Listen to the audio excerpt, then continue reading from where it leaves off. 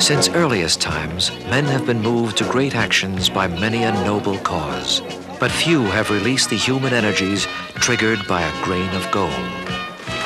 For it, they have dared the elements, swept away mountains, scoured the earth. Out of it, men have made a measure of wealth and success, created baubles to flatter human vanity. Because of it, farmers and tradesmen once raced across a continent to places called Hangtown, Dawson, or Angel's Camp. Today in Brazil's vast Amazon basin, the gold rush has new names: Porto Velho, Itaituba, Serra Pelada. As always, the hunters are men in a hurry, as if fearful that death will rob them of the gold, that you can't take it with you.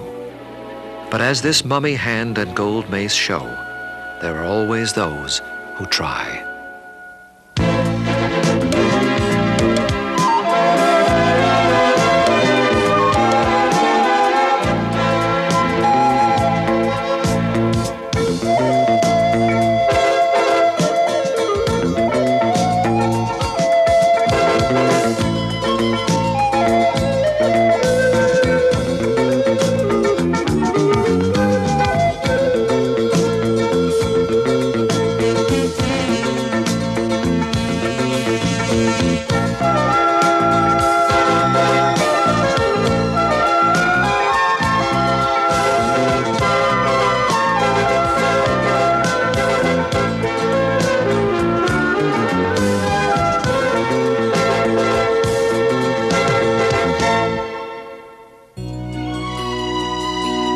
Exploring the Amazon, Calypso follows the path of early adventurers.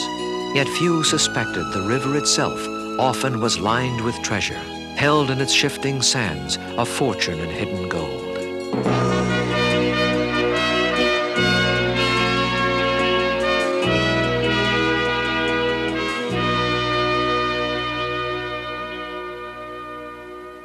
In a guarded government vault, Jean-Michel Cousteau is shown a nugget from one of the new Amazon mining camps, now making Brazil third largest gold-producing nation in the world. Believed a gift of the sun, such nuggets were fashioned into dazzling treasures by Indian artisans centuries before the Christian era. Even in early times, they had learned to pan gold from river sands, smelting and shaping it into common ornaments, or even consecrating kings by clothing them in golden dust, the fabled El Dorado. Yet for the Indians, their wealth would become a deadly possession, a warrant for extinction. Awed by the riches of unsuspected civilizations, the conquistadores and later Europeans methodically captured, tortured, or massacred Indians to force revelation of places where gold was hidden. Enslaved, they became porters, carried gold for their conquerors from pits they themselves had dug. Later men still climb out of similar pits at the gold fields at Serra Verde. But today, they are slaves only of their own expectations, the lucky strike that will bring sudden riches.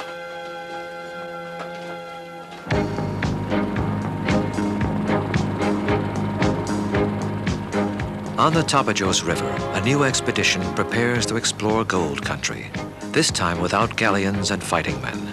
Instead, Jacques Cousteau waves good luck to Calypso's long-experienced teams and the Brazilian natural scientists who have joined them. Together, they will travel in an array of versatile craft, fitted to deal with varied and often unpredictable conditions.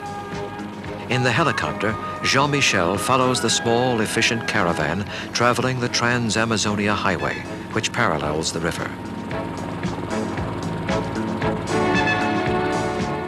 Moving southward, sometimes by air, sometimes by land or water, the explorers will converge on the gold camps south of Itaituba.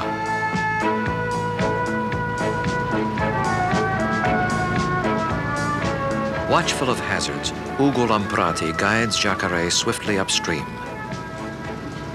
Along the bank of the Tapajos, a scattering of temporary shelters begins to appear. Then the squatting figures of garimperos, or prospectors, spaced at intervals along the sandbar. But there is one, a loner, tidier than most, who rouses Jean-Michel's curiosity. It is our first meeting with Pasquale. He's not one of the big prospectors with important claims and equipment to process the gold.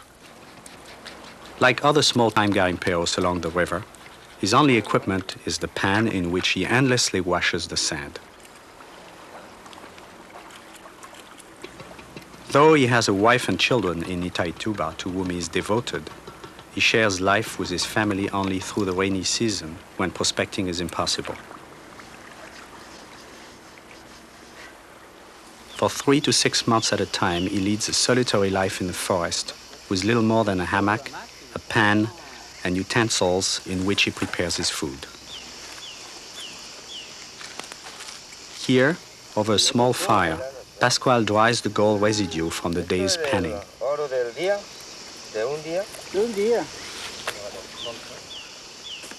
While Raymond Coll and I watch, he shakes the grains into a piece of folded paper. 11 grams, worth about $150, the usual price of a prostitute in the river camps.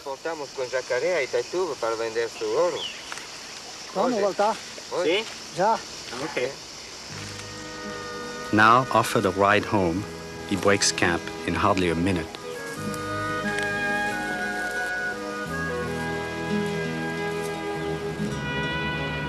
Yet, during 3-hour journey upriver, Pasquale still seems trapped in solitude, unused to a world where children play and women wash clothes, not sand.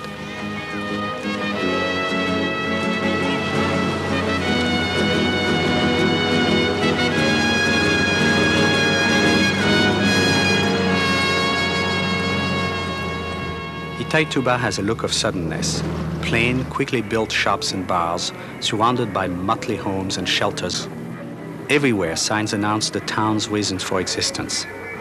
Everywhere signs declare, we buy gold. Though many of its 50,000 inhabitants may spend a lifetime here, few think of it as more than a temporary stop.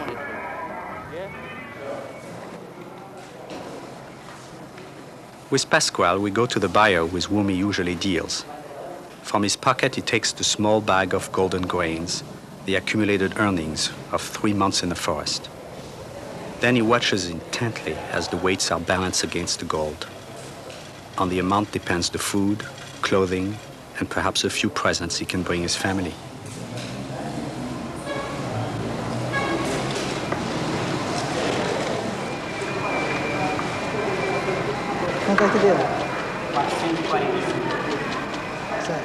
At last, given the weight of 27 ounces, Pasquale agrees to the price. Then nearly 3 million cruzeros, or $8,000 for his long weeks and months from home.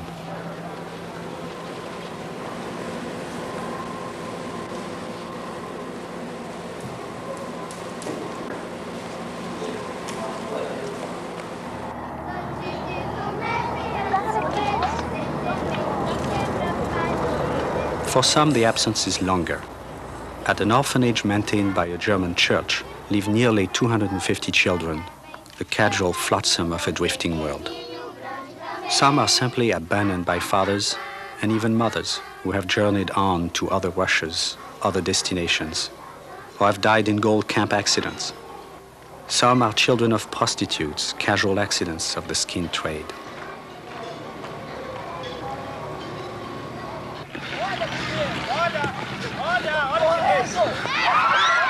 Together, our team challenges the children to a soccer game. After all, we are quite fit and have played our share of soccer. But our confidence is quickly shattered. Our players seem to spend much time on the ground.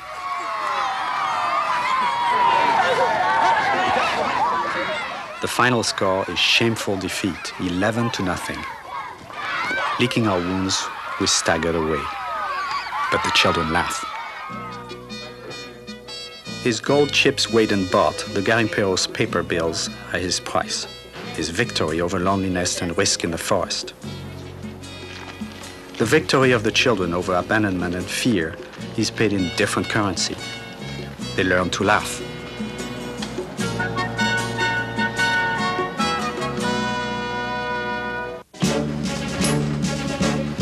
Driving in the six-wheel truck toward the Marupa mining region south of Itaituba, the Cousteau team learns again that the forest corridors hold many a trap or ambush.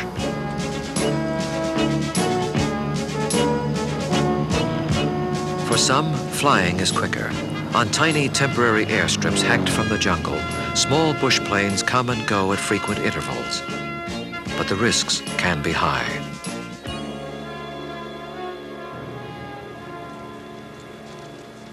Crossing another great tangle of cut trees and brush, Raymond Cole is startled to discover a new kind of settler at Marupa. Here, like early pioneers and homesteaders on the North American frontier, men may earn title to land by clearing it. Presumably, the new owner now will place his fields in cultivation, the growing of crops. But in the gold region, the cutting of the forest is only the necessary prelude to washing away the land itself in the feverish search for riches.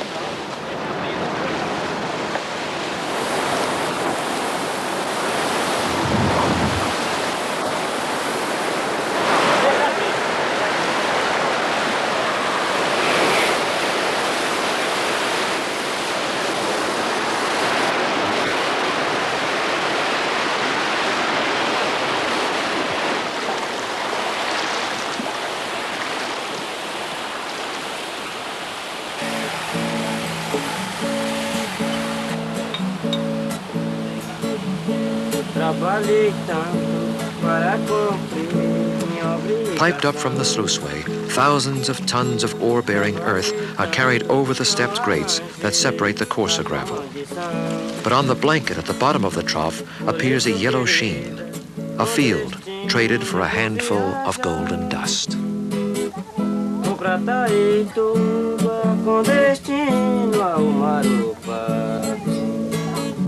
Cheguei em Itaituba, gostei demais da animação. Da cidade baixa, não era eu. Though the earnings vary widely, life in the camp is bleak. Comforted only by cachaça corn liquor or wives sometimes rented by the week, the garimpeiros live a kind of suspended life. Working endless hours, they're led by hope, the dream of the big strike, a private El Dorado, the Never Never Land hidden in human squalor. Sentado na pista, veio uma menina me consolar. E foi logo dizendo, benzinho, vamos logo embarcar nesta canoinha que é a florzinha do Marupa. Adeus, adeus, adeus, adeus, e não vai chorar, e não vai chorar. Vou pra Itaituba com destino ao Marupa.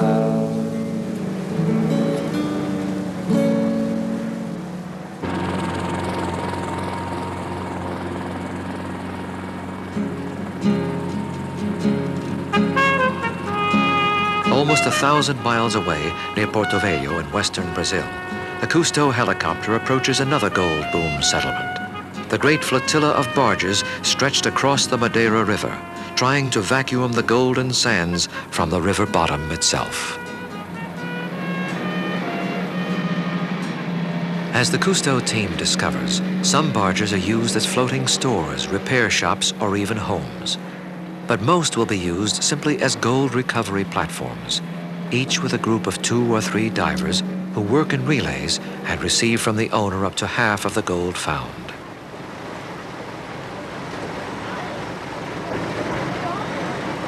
About to join them, Raymond Cole and Arturo Calvo learn that the risks can be great. Most of the 1,500 divers or palombares know little of diving techniques or safeguards. Sweeping the river bottom with suction hoses for 3-hour stretches, many emerge coughing blood from air embolisms.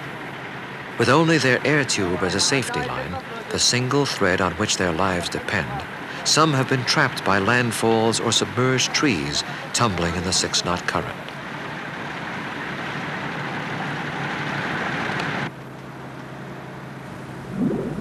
When barges converge near a rumored bonanza, the river surface sometimes conceals a deadly competition below. Blindly guiding a suction hose in the murky depths, many a diver's air tube has been slashed by the knife of a rival he could not see. Careless of human difficulty, the work of the barges seldom halts for long. Hour after hour, day after day, the endless tons of placer deposit are washed over the trays, a curious mechanical digestive system, drawing in and expelling the river gravel and sand, only to extract a bit of precious gold. In an average month, a barge may gain 11 pounds of gold, and each diver earned the equivalent of $13,000. Tranquil in the sunlight, the river surface is a welcome sight to Raymond Cole as he returns from his dive. A veteran undersea explorer, Cole has ventured into many hazardous waters. Yet even he is left somber by the diving risks of the mining operations and the dark, swift currents below. But there is a wider risk, not only for divers, but for all who pan gold or live on the river. And, as often happens, it wears the face of innocence. In a final effort to separate the gold grains and flakes from the sand, the garimpero scatters a few drops of mercury in the pan and carefully stirs. Bonding easily with many minerals, mercury long has been used in the processing of gold, quickly and effectively trapping the fine yellow particles hidden in the pan.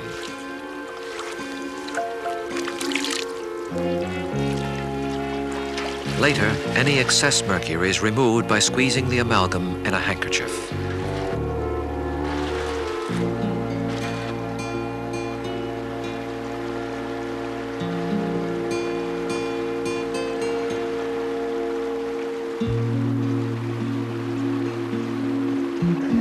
Placing the mercury gold amalgam in a pan, the garimpero now prepares to claim his treasure by burning off the mercury with a blowtorch. Unaware or careless of the dangers carried by the noxious fumes, casual bystanders and playing children, no less than the garimpero, are subjected to the risk of poisoning. The river itself is regularly contaminated by mercury spillage. Estimating that at least 30 tons of mercury have been lost in the past 4 years, Jean-Michel decides to investigate. Joined by Jacques Cousteau and Dennis Powers, guest scientists on the Amazon expedition, he prepares to test the river's level of pollution. Flowing through a series of rapids below the barges, the Madeira at last plunges over a falls, a natural barrier and fishing site.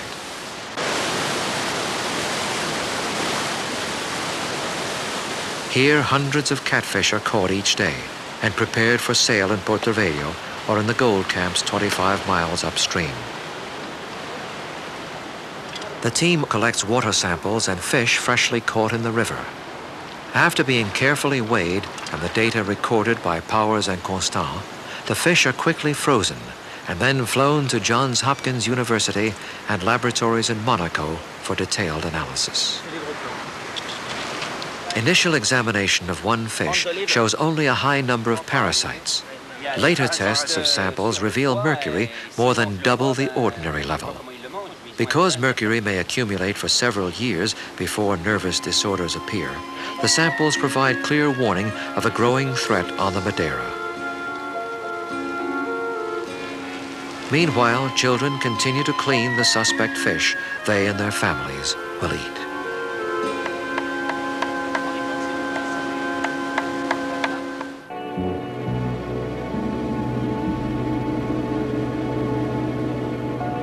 In the morning, the mists lie deep in the Amazon basin, spread by the cool night over countless miles of tropical forest. Now warmed by the sun, the clouds slowly vanish, revealing fragmentary glimpses of life below. Few more strange than Serra Pelada. Jean-Michel remembers. It is easy to believe that these ant-like figures are an apparition, part of the drifting world, that like the clouds, they too will vanish. I am on the side of a small mountain, no longer here. Instead, I stand on a cliff gazing down into a vast pit, and what I see seems to belong to some other place, some other time. As the dust rises into the morning glow, perhaps I'm a witness to the building of the pyramids, or the punishment of the damned in Dante's Inferno, or perhaps only the filming of a biblical epic by Cecil B. DeMille. But these are not obsessed figures in a dream. The 45,000 men in the pit and on the ladders are real. The landslides are real. Found 4 years ago, this is the gold rush at Serra Pelada in southeastern Brazil. With pickaxes, men search for the riches in the 6 square meters of earth their claim allows, descending slowly, foot by foot, through the successive strata. Here, hope is the color of earth that determines if a bag of dust is processed or discarded. Here, happiness is measured by a shovel. Hour after hour, from sunup to late afternoon, a ceaseless traffic moves up and down the walls of the great pit. Bearing 44-pound bags, often supported by a tump line around the forehead, the carriers mount the ladder in monotonous concentration. In their climb, there is many an act of solidarity for those who falter. Without looking, a carrier needs only to stretch up his hand, knowing that someone will grasp it in an instant response. Yet they call the ladders Adios Mama, Goodbye Mama, for there are times when none can help, when a ladder sways off balance and collapses, or a falling carrier takes other climbers to the ground.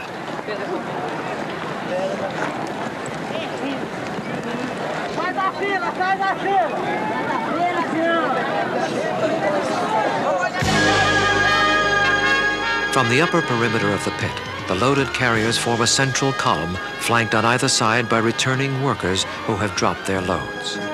Already the protective mist has vanished. Even the air seems a heavy burden.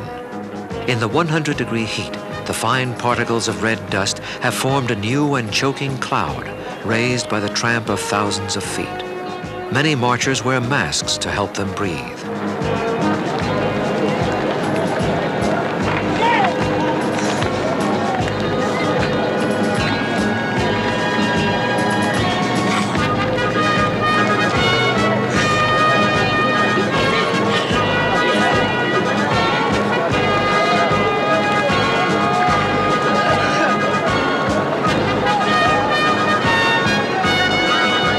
Bearing his load, each carrier makes 40 to 60 circular journeys each day. His trip tallied by the team's counters, both at the pit and at the dump. The carrier empties his sack at a designated drop, then hurries back to the pit. At 40 cents per bag, each trip counts.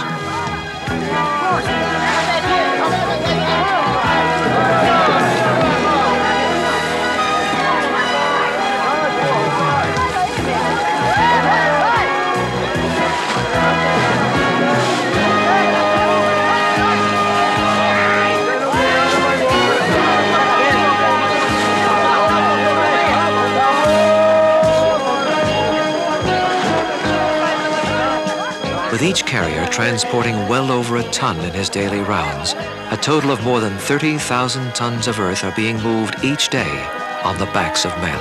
A new mountain is rising beside the pit where once it stood. At the bottom of the pit, darkness falls earlier, but often the teams stay later on the job as their quest grows more intense. Here in the muck, sometimes 100 meters or more below the level at which they began working their claim, the owners and their partners often find their richest gold-bearing veins.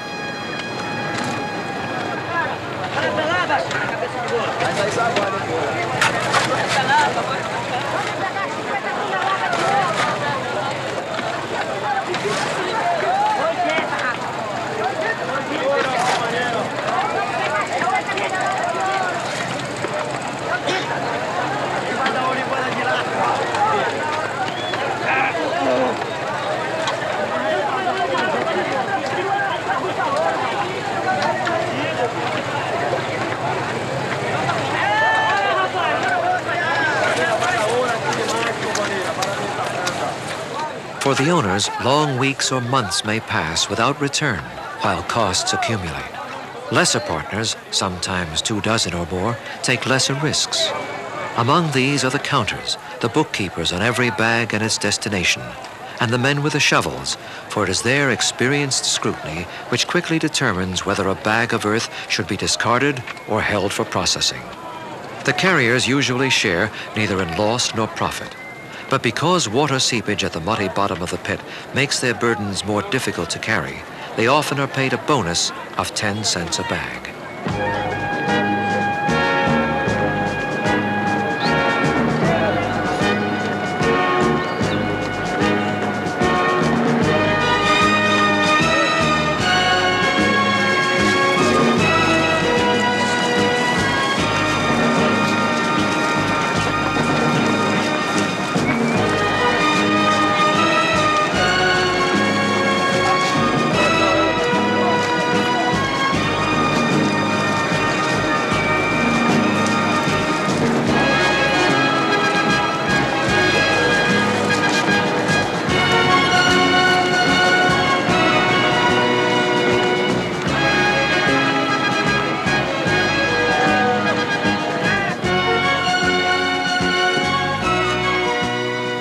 Sacks of rich pay dirt often are stored in a compound, watched by team members until the ore can be processed.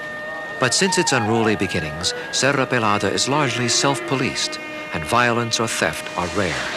Guns, alcohol, and all women are strictly banned by common consent. Any serious breach of the rules is punished by immediate exile, a one-way bus ticket out of camp. But like the carrier flashing a gold tooth from a nugget, most are too exhausted to quarrel. In their endless rounds, they pause only briefly for a quick cornmeal cake provided by their employers 6 times a day.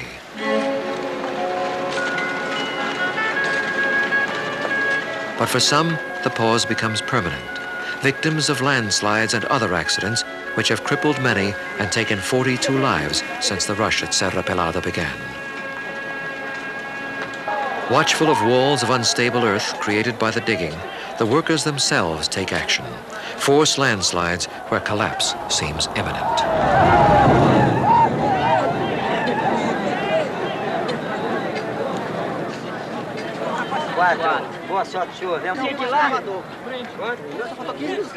For the carriers, every day is payday, averaging the equivalent of $20 per man. Confronted by the camp's inflated prices, they need the money to survive from day to day.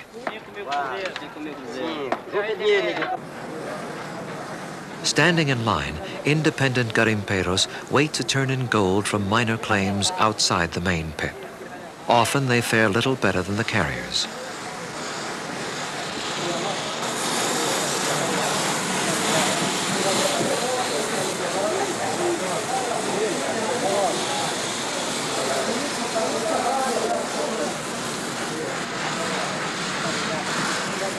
Waiting patiently while their ore is smelted, they trade stories of good luck and bad, or stand withdrawn, staring at some inner landscape only they can see.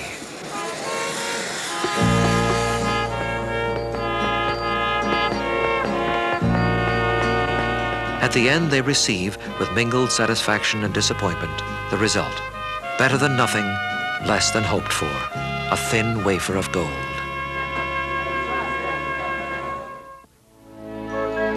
Now a great man-made scar, Serra Pelada remains one of Earth's most valuable parcels of real estate. Through the sluiceways clustered about the rim of Great Pit, an endless flow of ore-bearing gravel has yielded no less than 26 tons of gold, worth more than $300 million. Legends tell of great nuggets, of sudden millionaires, even of a cook who, in a few weeks, swept up $20,000 in gold from the dirt floor of his cafe. Few have been more blessed than Joaquim Barrera Bonfim Sobrinho, better known simply as Kinko. Part owner of several claims, Kinko labored many barren months before he hit pay dirt. In the past 2 years, his claims have produced nearly 700 pounds of gold worth over $5 million. Some particles settle on the blanket. Some are trapped in the mud hole below the trough, this to be processed when the mine is closed. As the coarse gold is dried, Kinko, through the interpreter Silvio, tells Jean-Michel of the group effort. how much time this represents, how much work. Quanto tempo vocês levam fazendo esse trabalho de secagem? Uma semana. Uma semana. One week? Três pessoas tá. 1 week of work, how many people do? E quantas pessoas para tirar esse ouro em uma semana? 45 homens. 45 people. 45 people to get This this gold in 1 week. 1 week. And that one, outra 10%. And So color. That one is much more yellow.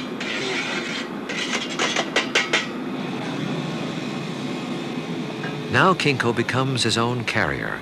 Accompanied by Jean-Michel, he takes his buckets of gold to the government compound. Here, the long process that began in the pit and in the sluiceway continues. Already washed and dried, the gold now is carefully poured onto a plastic sheet. Then, with a magnet, a government worker extracts and discards any remaining iron dust, another step in the removal of the gold from its surrounding waste.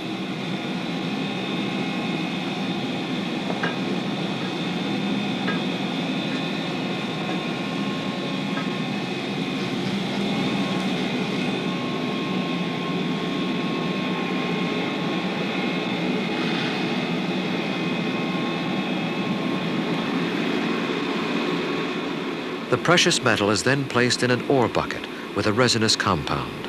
As the gold sinks to the bottom, any remaining impurities will be trapped and rise to the top with the resin.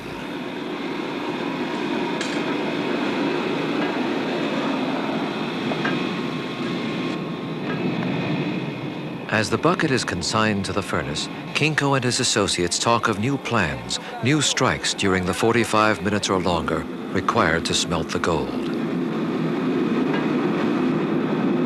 Poured into an ingot mold, a slab of white heat in the smelting room, the molten metal glows, the beckoning fire toward which all their search has led them.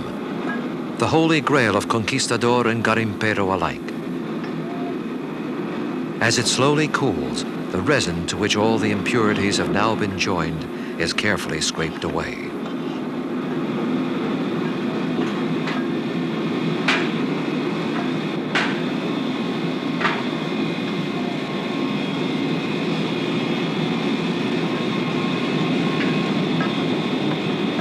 Now, in a final step to remove the last traces of resin, the heated ingot is plunged into buckets of acid cleanser. Rinsed in cold water, it at last has the color of pure gold.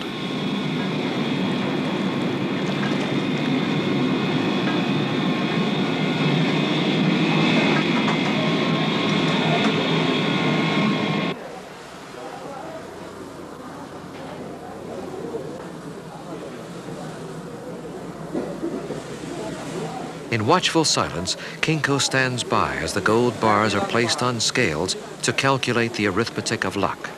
He knows that the rewards make little distinction between the smart and the stupid. He and his partners simply have been at the right place at the right time. Again, the accountant tallies the price, after 25% to the Brazil government. Due Kinko are almost 158 million cruzeiros, more than $300,000 in U.S. currency.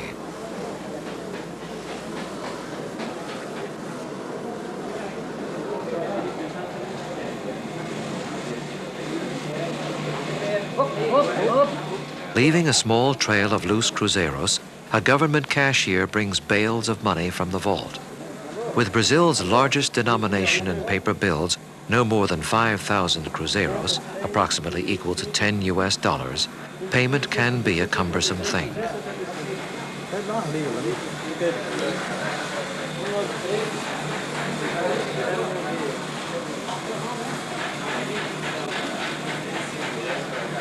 Now converted to paper, nearly as heavy as the gold that was brought, the earnings of a week are again placed in a large plastic sack for transport.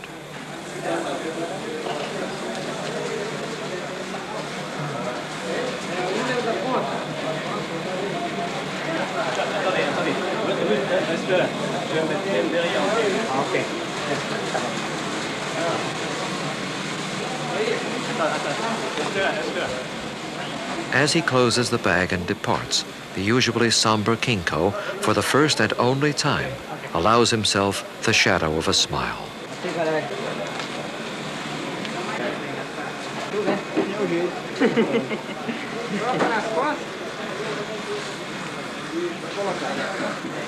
Unarmed and unguarded, Kinko carries a fortune through the street without fear of assault.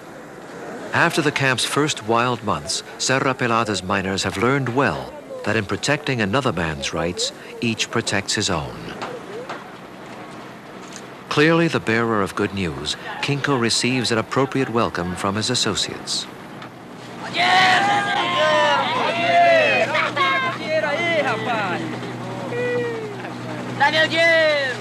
In white hats and clean shirts, his major partners wait with dignified restraint as once again a cloth is stretched upon the ground and the cartons of money spread upon it. Now in plain sight of all, each member of the team, partner, counter, or digger, receives his portion. There are few secrets among them. Each has shared the risks. Each, according to his task or contribution, shares the gain. Ei, já passou dois lá. Dá um aqui. Esse aqui, ó. São 5. 1, 2, 3, 4, 5. 50, 60, 70, 80, né? É. 81 e 100. One partner also contributed a legend known across Brazil. Who found the 36 kilo nugget. One-time farmer Vicente Lopes retells the story to Jean-Michel. It began, he says, with a dream. In it, he saw his daughter covered in excrement, but as he tried to help, he saw it was gold.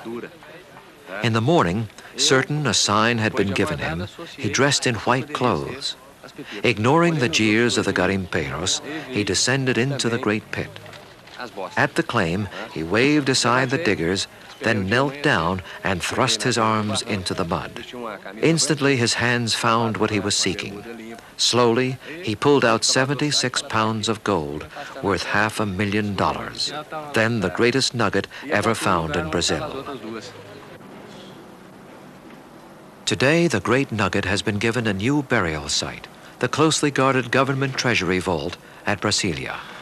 Here, Jean-Michel is shown the prized relic, now designated as a national treasure.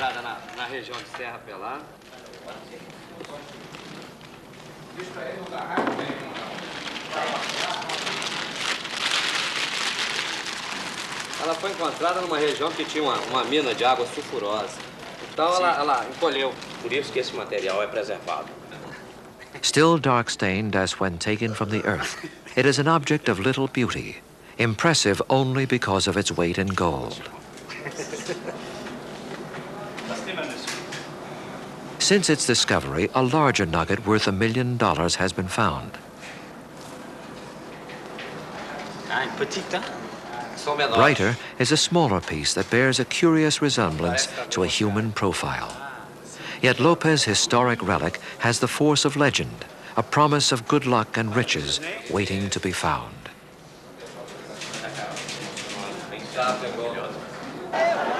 At Serra Pelada, men still pray with their feet. Each march into the pit may bring closer the moment of discovery. For a little while, Jean-Michel joins their journey.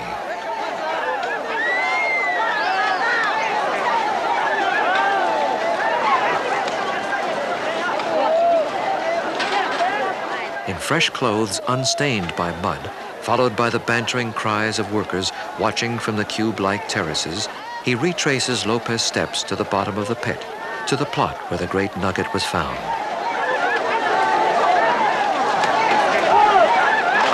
Se torna muito difícil porque para nós pegarmos ouro aqui demoramos 2 anos. Esse barranco nós estamos em cima aqui, não ia ser mais. There, through Silvio, he hears Kinko's encouraging word to other prospectors. He's saying that it's a very hard work, it's tough, and it took them 2 years to find gold here. They have digged 100 meters from the top to where they are now to find the gold. So his message would be that if you trust in what you're doing, you should keep going, always. because at the end it's worthwhile.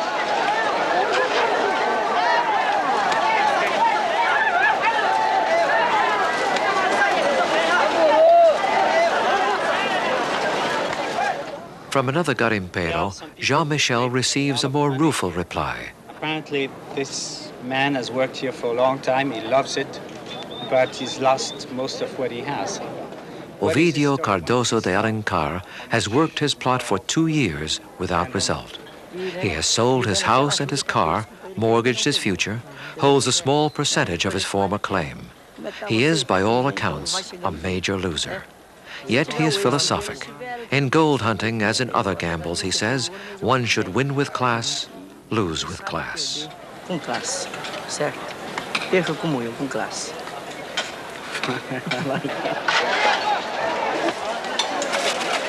O pessoal trabalha quantas horas por dia? 8 horas. Esse ano todo mundo sai com um pouquinho de dinheiro. He's saying that this will be closed in November. But if everybody continues working hard, they will get some gold. Everybody will get a part. And he knows the stories of people that came here, they worked 1-2 years, and then gave up. The next guy who came found the gold a few days later. So just keep going. Keep going. Today, the men of Serra Pelada continue a journey that began long before the conquistadors. For centuries, man has been victim of a paradox. He seeks the gold that will free him, yet remains its captive. Through history, he has set up shrines and totems to gain the favor of the gods. Not least of his symbols was the gleaming yellow metal that promised the power and trappings of worldly success. Today, it remains a symbol whose changing price can be read in the daily paper. Often, the price is no more than the fluctuating value man has placed upon the ultimate commodity, himself.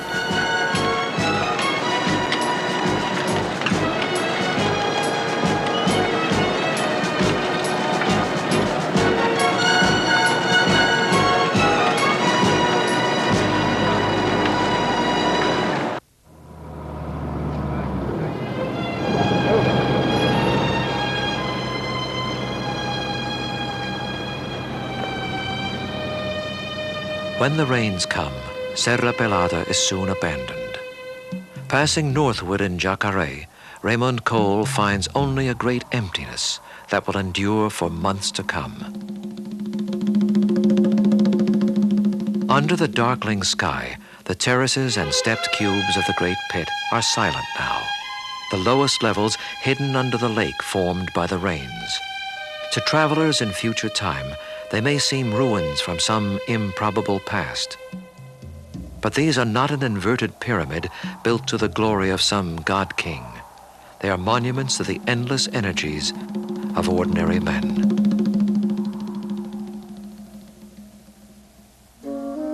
Amid the debris of the ruined forest lie the scattered shacks, now cheerless and vacant. Only a few garimpeiros, too poor to leave, still try to scratch gold from the bleak hillside.